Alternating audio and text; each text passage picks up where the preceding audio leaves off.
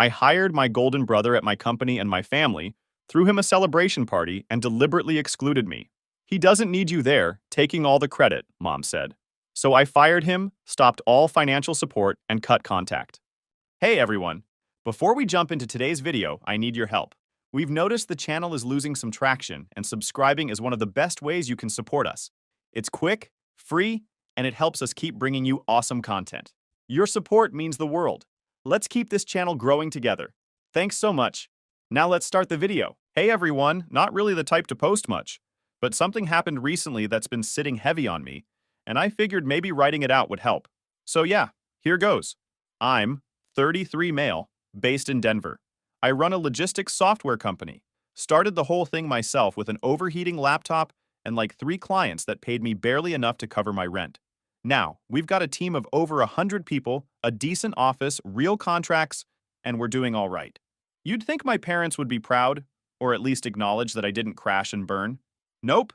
To them, I'm still that guy who plays on his laptop all day, like I'm running a fantasy football league, not a real company, which honestly would still be fine if they didn't treat me like a family embarrassment every chance they get. Now let me give you a little context on my younger brother, Blake, 29 male. He's somehow still the golden child despite barely keeping a job for more than a year at a time. He's done everything from sales consultant to brand ambassador to marketing strategist. But the moment he puts on a button-up and updates his LinkedIn, my parents are acting like he's the next Steve Jobs. Meanwhile, I could be closing a 6-figure deal and they'd still go, "That's nice, Carter." Anyway, Blake's team hit 150% of their target this month. Yeah, okay. Fast forward to now. A few months ago, Blake lost his job again. Something about company restructuring, but we all know what that usually means. My mom called me right after and asked if I could help Blake out for a bit. I knew exactly where that was going. She didn't say the word, but it was obvious. She wanted me to hire him. And here's the thing, I actually did it. I know. I'm the idiot here. But I thought, maybe if I give him a real shot, he'd rise to the occasion. Plus, I figured if I'm always being called selfish and cold, maybe this would prove I'm not. So I gave the go-ahead to HR. I didn't even interview him myself. I let the team follow standard procedure.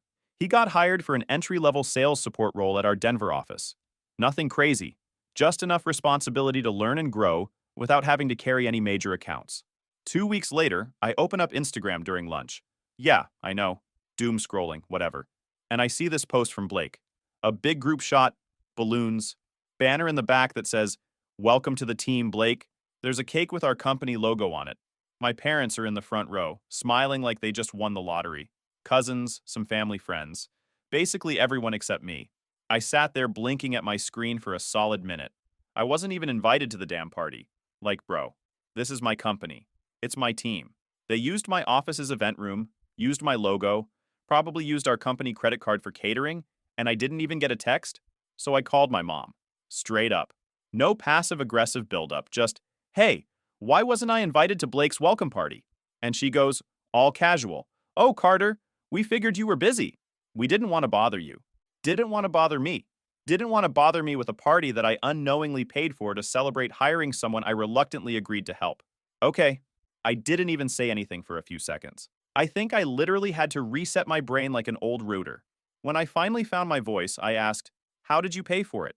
And she goes, "Well, some of the decorations and food came from that help you gave me a couple weeks ago.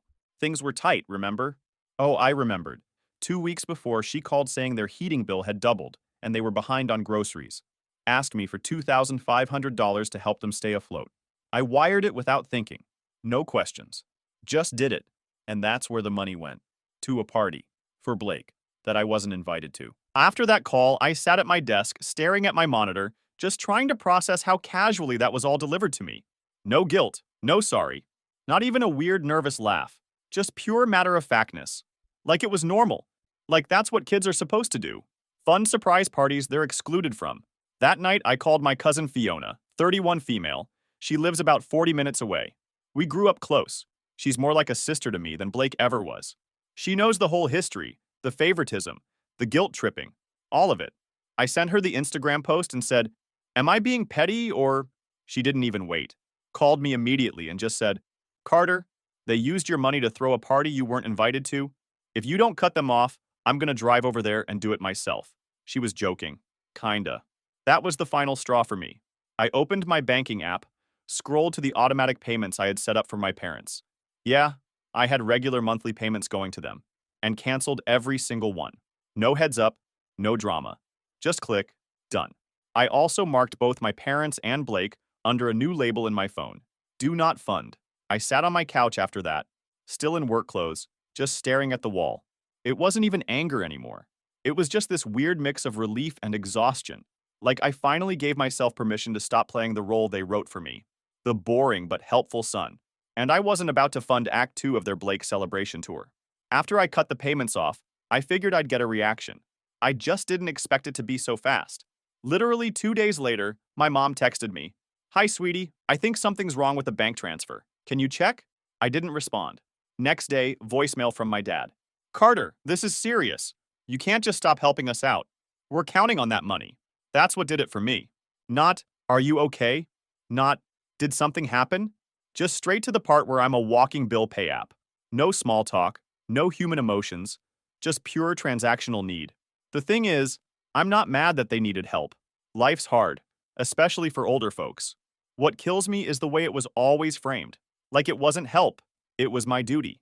They never once said thank you without following it up with some kind of jab, like, "We're so lucky to have one responsible kid," followed immediately by, "Maybe now you'll do something fun like your brother does." I mean, what? Blake, the fun one, has burned through 5 jobs in 6 years. At one point, he was selling nutritional supplements online and had the nerve to call himself a health consultant. The dude ate gas station pizza 4 nights a week and thought fasting meant skipping breakfast until 11 a.m. But sure, I'm the boring one, the one who doesn't live a little. Okay, let me rewind a bit to show you how deep this nonsense runs. It started small, like everything usually does. A few years ago, my mom called and asked for $300 because their fridge had died. I sent it without thinking. Next time it was car repairs, then a root canal, then a small loan to help Blake out after he invested in crypto and lost $1,700 on some sketchy app he downloaded from a pop-up ad. At first, it felt good helping. Like, all right, they're finally seeing me as the stable one, the reliable son. But the appreciation faded real fast. After a while, the request came with this weird tone. Less asking, more assuming. "Hey Carter, can you send $800 by Friday? We're going to be short this month. We figured you could spot us $1,200 for the insurance thing. You know, since you're doing well. Blake needs help with rent again. He's just getting back on his feet." It was always again. Always some vague emergency.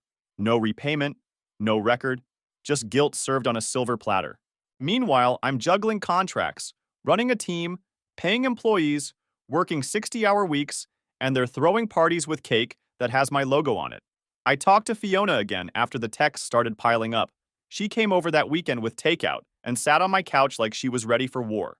Fiona doesn't play games when it comes to family BS. She's been dealing with her own drama from her mom's side, so she gets it. She asked, "So what's the next move?" I told her, "Nothing." I'm not replying. They'll figure it out eventually. She nodded but gave me that look. The one that says they're not going to stop until you draw a line in cement, not just chalk. And she was right. On Monday, I got a call from a number I didn't recognize. I don't usually answer random numbers, but I was in a good mood and figured it might be a client. Nope, it was my dad, calling from some burner phone or his buddy's number or who knows. "Carter," he said, all serious. "I know you're angry about something, but that doesn't mean you can just cut us off." I kept my voice flat. "Dad, I'm not angry. I'm just done being used." He tried to laugh it off, like used was too harsh. "Come on, it's not like that. We're family. We help each other." I replied, "When's the last time you helped me?" He went silent, then tried to pivot. "This isn't about keeping score." Exactly. That's the problem. They never kept score. Because in their eyes, I never added points. I just filled in the blanks. And Blake? Blake was the MVP of a game he never even finished. After that call, I blocked that number too. They started calling Fiona next. Like I wouldn't find out. She told them, politely at first, that she wasn't getting involved. But then my mom sent her this whole message about how I'm going down a cold path and pushing the family away. Fiona snapped. She screenshotted the message, sent it to me, and said, "I'm done with them too. This isn't a family, it's a subscription service with no cancel button." That made me laugh. She always knows how to say things in a way that hits, but still makes you smile. The worst part is, deep down, I always knew it would come to this. There's only so long you can carry people who don't want to walk. And it's not like they were trying. Not even a little. The same week they started panicking about the canceled payments, Blake posted a selfie from some rooftop bar with the caption, "Success is mindset." He tagged a clothing brand that definitely didn't sponsor him and replied to his own post with fire emojis. I showed Fiona the post and she said, "This man has been employed for 9 days and already thinks he's the CEO of lifestyle." The thing is, Blake didn't even do his job right. And I'm not saying that in a he made a couple mistakes way. I mean, he literally didn't do the job. He was hired for a basic support role in the sales department. Nothing flashy, just groundwork stuff. Follow up on warm leads, keep CRM notes updated, join the weekly calls, and hand off anything serious to the account execs. That's it. It was the kind of role you give someone fresh out of college who needs to get their feet wet. I gave him the easiest possible path in. Even made sure he got a decent team lead who's known for being chill and helpful. But from day one, Blake acted like it was all beneath him. Showed up late like it was normal.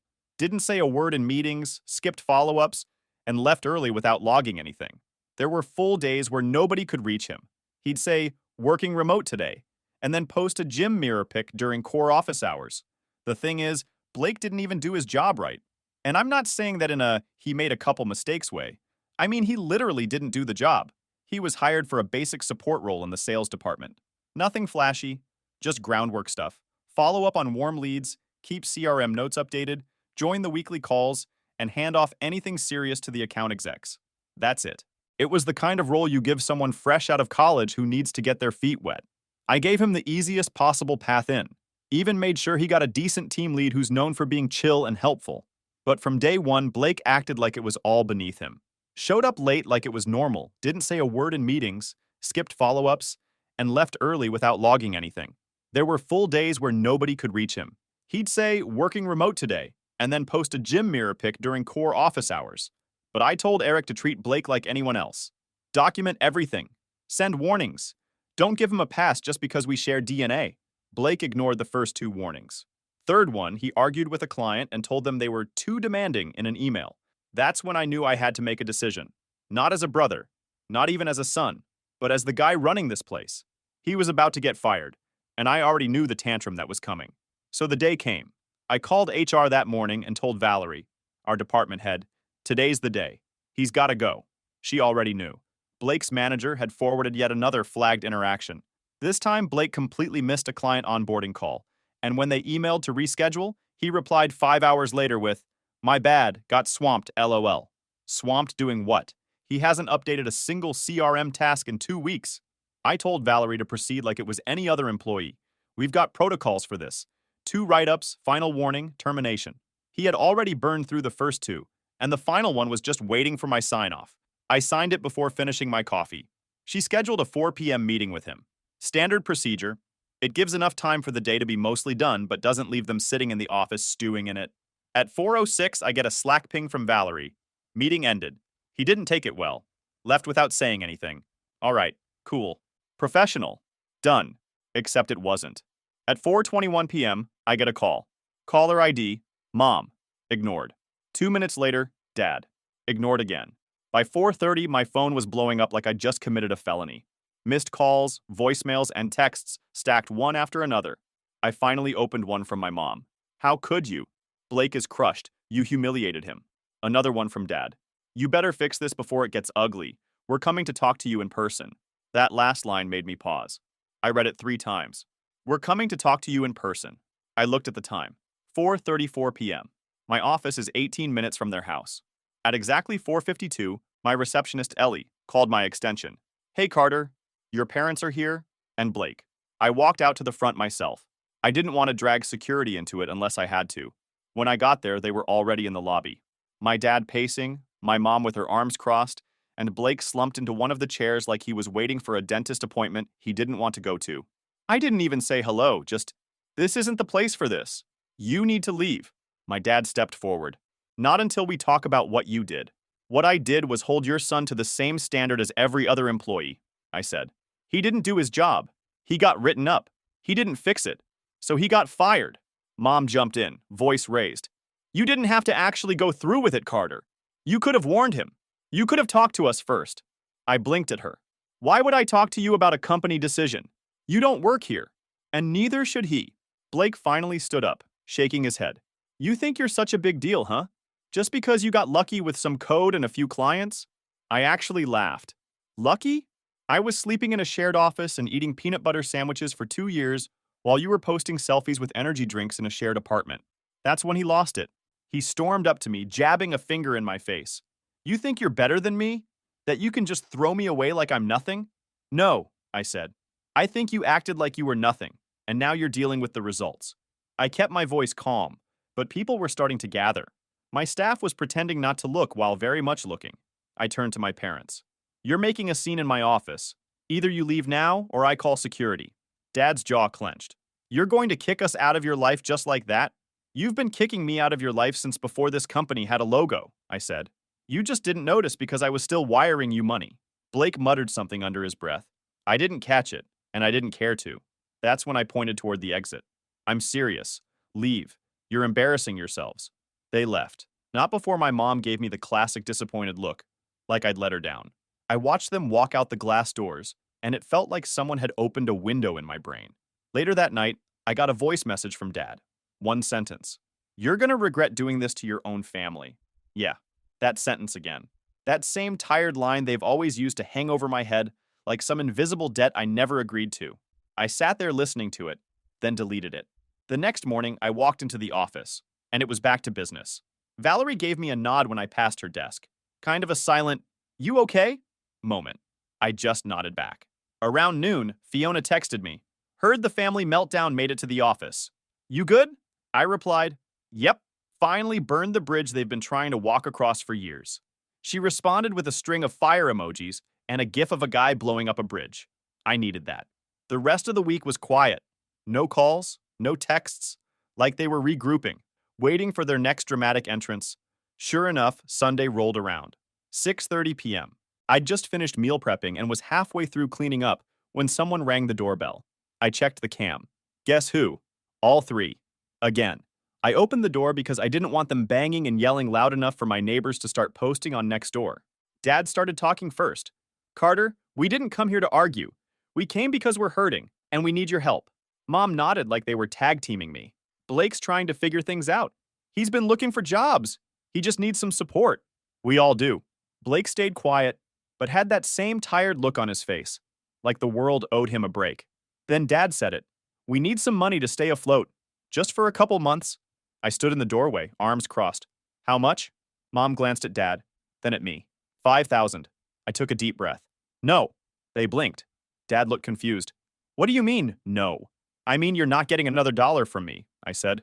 This isn't a loan. It's not temporary. It's done. Mom's voice cracked. Carter, I cut her off. You used my money to throw a party I wasn't invited to. You let Blake screw around at my company, then blamed me when I held him accountable. And now you're back asking for money like nothing happened? Dad stepped forward. Don't make us your enemies. I stepped back and started to close the door. You did that on your own. Before it shut completely, I added, if you show up here again, I will get the law involved. I locked the door, sat back down at the kitchen table, ate my reheated chicken like it was victory steak. After that, I figured I'd finally bought myself some peace. Like, all right, you made your dramatic entrances, said your dramatic lines, now go be dramatic somewhere else. But nah, that would have required a level of self-awareness I honestly don't think any of them have. The next few days were quiet, though. Eerily quiet. No texts, no blocked number calls, no fake emergencies, just silence. Fiona and I met up for coffee that Friday. We sat outside because Denver had one of those rare, perfect spring afternoons where the wind feels scripted. She brought a box of pastries because, in her words, real support means snacks. So, she asked, tearing into a croissant like it owed her money, are they gone for good, or is this just the intermission? I smirked. Feels like a break between acts. They're regrouping, planning a guilt monologue. She nodded. Well, if they try anything, you've got backup. I've got receipts, and I'm not afraid to forward them to the whole group chat. Fiona and I have this thing where we joke about turning the whole mess into a PowerPoint. Title slide. Why Carter is Not Your Wallet, a Timeline. By Saturday morning, I knew Act 2 had begun. Valerie called me, which was already unusual since she rarely calls on weekends unless something's on fire. I picked up and heard her say, sorry to bother you, but I just got an email from someone named Angela Benton. I froze for a second. That's my mom. Yeah, I figured, she said. She emailed HR directly asking about a severance review for Blake and if we could correct the misunderstanding. She CC'd you and your cousin, who I guess is Fiona? I almost dropped my phone. She CC'd Fiona. This woman, my own mother. Valerie went on, I just wanted to confirm how you want to handle this before I respond. I told her, short, polite, professional, standard denial, and remove Fiona from the CC thread. She's not company staff, just extremely patient. Valerie chuckled. Got it. The email she ended up sending back was a masterpiece. Straight to the point, HR tone on full blast. At this time, there are no eligibility factors that warrant severance. All employee transitions follow standard protocol based on performance and conduct. Thank you. Mic drop. Fiona texted me 10 minutes later. Why is your mom dragging me into corporate HR chains like I'm the VP of Logic? I didn't even know how to reply. But the best part? That was only phase one. On Monday, I walked into the office to find a package on my desk. No label, no sender address, just my name. I opened it cautiously because, let's be real, my parents showing up at my house unannounced didn't exactly scream healthy boundaries. Inside, a printed photo of the family party, the same one I wasn't invited to. It was framed, and taped to the back was a sticky note in my mom's handwriting. You're still part of this family. Don't forget that. I stared at it for a full minute, then called our receptionist. Hey, can you do me a favor? If anyone from my family shows up, tell them I'm in meetings for the next 10 years. She laughed and said, already have a note on your profile. That's why she's my favorite. I shoved the frame into a drawer and got back to work. The day went fine, surprisingly. I avoided checking my personal phone most of the afternoon, but around 5:15 I gave in. 4 voicemails, 2 texts, all from Dad. First voicemail. Carter, this is your father. You're not too big for your family. We still love you, even if you've forgotten how to act like a son. Second voicemail. This is getting ridiculous. We're not your enemies. Stop trying to punish us for your success. Third voicemail. If you're not going to help, just say it. Fourth voicemail. We'll come by again tomorrow. The texts. Dad, if you had any respect, you'd pick up. We'll be at your house at 7. At this point, I was sitting at my desk rereading the same email for 5 minutes straight and not absorbing a single word. My shoulders were tight. My jaw felt locked. I hadn't clenched my fists like that since college. I texted Fiona, they're coming over again, tonight. She wrote back instantly, want me to show up in camo and pretend to be security? Tempting. But I had another idea. I called a lawyer friend of mine named Brian. We've worked together on some compliance stuff for the company, and I knew he handled civil issues too. Hey, I said, how hard is it to file a no-contact order if your own parents keep showing up uninvited after being told not to? Brian paused. You serious? Dead serious. He said, if you've got proof, texts, voicemails, any harassment, it's doable, especially if you feel threatened or they won't respect boundaries. I have everything, I said. We set an appointment. That evening, I didn't open the door when they knocked, or rang the bell, or banged on it.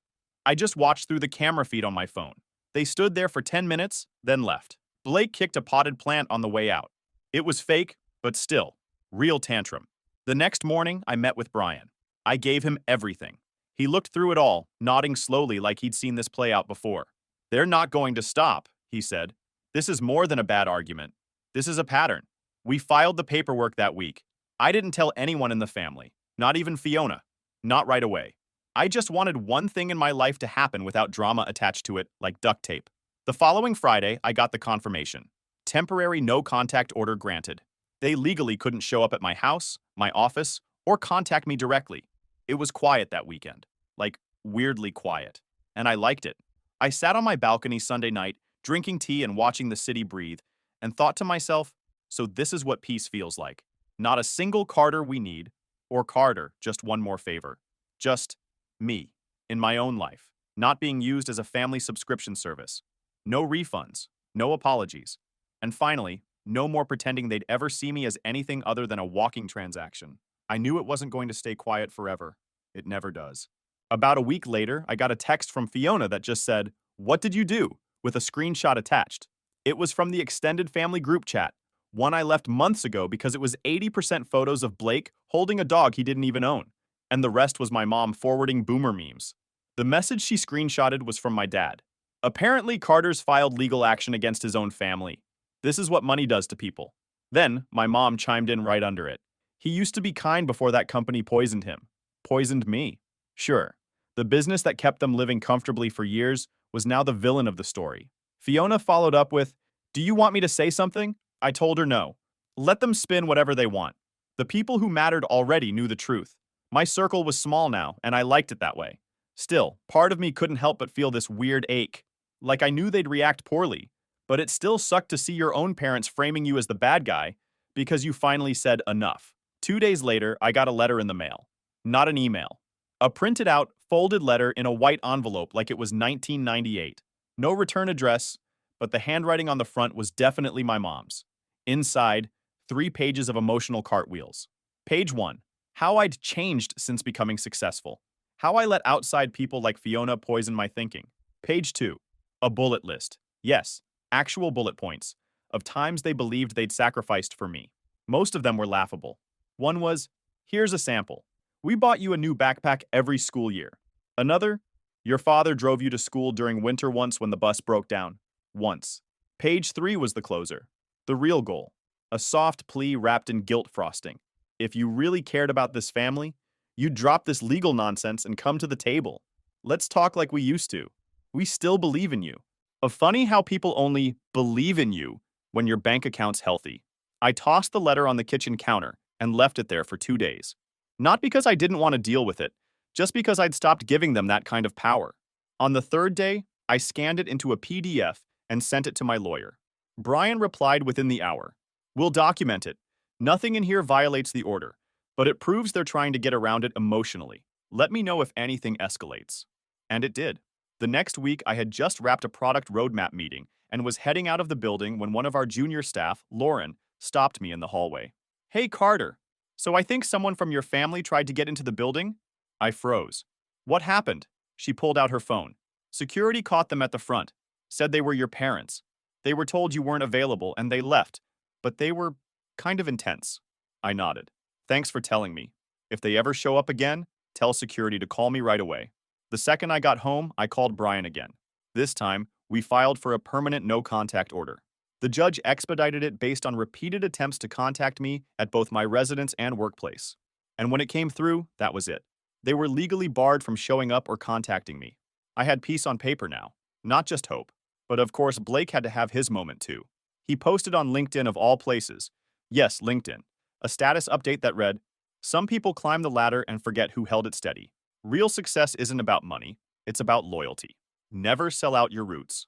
I sat at my desk and laughed, out loud. This man who couldn't send a follow-up email without sounding like a middle schooler was out here acting like some philosophical business icon. He had a whole comment thread under it too, with people replying, "Facts, so true," and the ever-classic spoken like a real one. If Fiona messaged me, "Did he just subtweet you on LinkedIn?" I replied, "Guess he thinks betrayal comes with benefits." We both agreed it was embarrassing. I didn't respond publicly. I didn't even like the post just to mess with him, though I was very tempted. But a few days later, karma showed up, casually and unannounced, the way it always should. I got a call from someone I used to know who worked at the same small company Blake had just started working for. Apparently, he'd landed a junior sales assistant role, and get this, he no-showed a client meeting and blamed calendar sync issues. It was 100% his fault.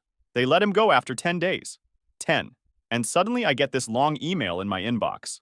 From Blake. The subject line? "Can we talk?" Body. "I know things have been tense. I just wanted to say I've been thinking a lot about how things played out. I don't want us to stay on bad terms. Maybe we can meet up sometime and just talk. No pressure, just brothers." I didn't respond. I forwarded it to Brian instead. I didn't even feel angry anymore, just tired. Tired of being the only one held to any standard. Tired of carrying people who saw me more as an opportunity than a person. The next weekend, Fiona came over with pizza, and we sat on the couch watching old episodes of Kitchen Nightmares. At one point, she looked over and said, "Do you ever feel guilty?" I thought about it, then shook my head. I felt guilty when I was being taken for granted and didn't know how to stop it. Now I feel like I'm finally being fair. To myself. She nodded and raised her soda can. To being fair. I clinked mine with hers. And for the first time in years, I didn't feel like a bad son. I felt like a person with boundaries. And that felt better than any fake apology or empty thank you they could have given me. That night, I got an idea. The next morning, I emailed our internal comms lead and said I wanted to start a mentorship program. Something low-key but meaningful. A way for young professionals, especially ones who came from messed up or complicated families, to get guidance, support, and most importantly, a network that doesn't guilt them into obedience. We launched the pilot 3 weeks later, called it Foundations. Simple name, big message. We got 18 signups in the first week. 2 of them were employees I'd worked with for over a year, who I had no idea were carrying that kind of weight. One guy told me, "I never thought someone like you would get it." That hit harder than anything my parents ever said. Because yeah, I'm not some sob story with a perfect redemption arc. I didn't grow up in the foster system or go through extreme trauma. But I did grow up in a house where being successful meant more was expected from you, not less. Where love came with terms and fine print. Where helping wasn't helping, it was paying rent for love you already earned. And now I was done renting.